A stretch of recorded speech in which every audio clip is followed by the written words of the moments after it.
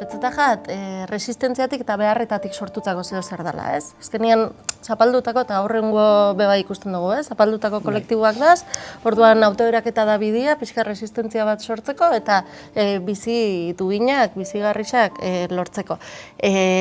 Arrasateko kooperatibismoa eta euskal kooperatibismoa hori baino askoz begeratau da, ez? Bai kontsumo kooperatibak sorrera, bai sindikatuen eskutik, inkluso gerra garaitik, ez? Gerra aurretik.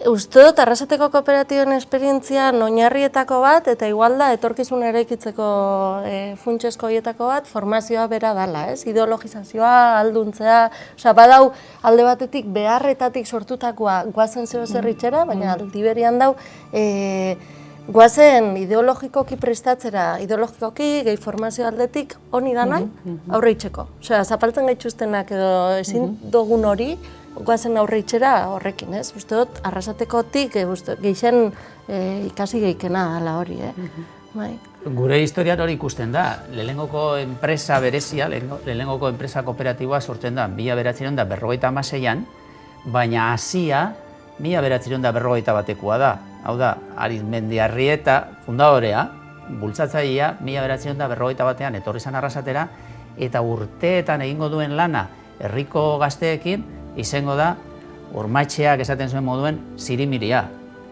Hezkuntza eta aktivismoa.